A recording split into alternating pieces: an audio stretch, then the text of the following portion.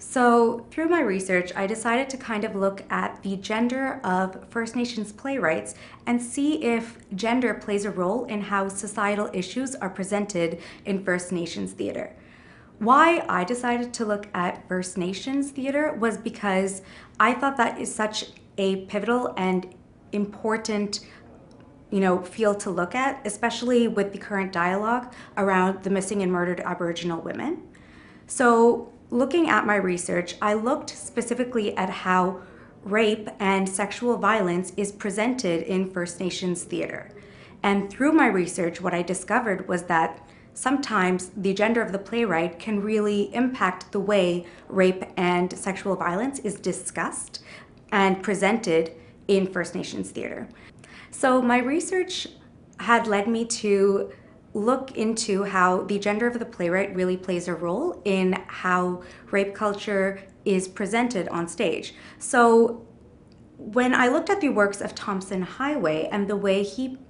presented rape in his plays like Dry Lips, Autumn Moved to Kappa's Casing, I realized that the way rape was presented in that play specifically was by looking at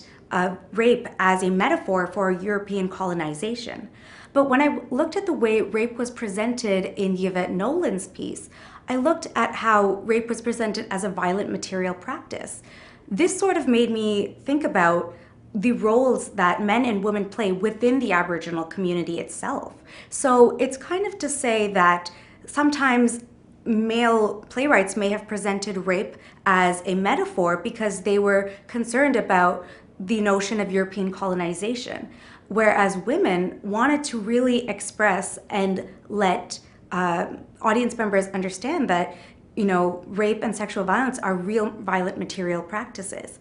And this kind of led me to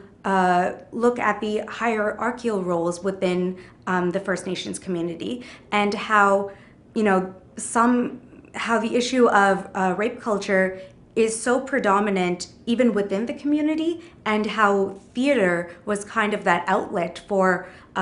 women playwrights sometimes to voice their opinion on that. And now we're beginning a dialogue about the missing and murdered Aboriginal women, but maybe since this play had been written quite a while ago, this dialogue had existed in theater. It was just something that we as a society didn't take grasp of. So I found that very important, and I think such research really helps to look at Aboriginal issues, Aboriginal theater, and what some of their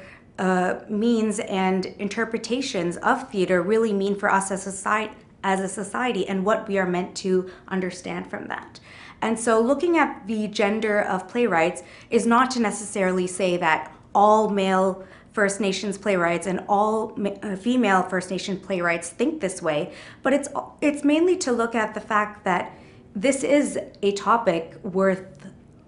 understanding because it's predominant and it's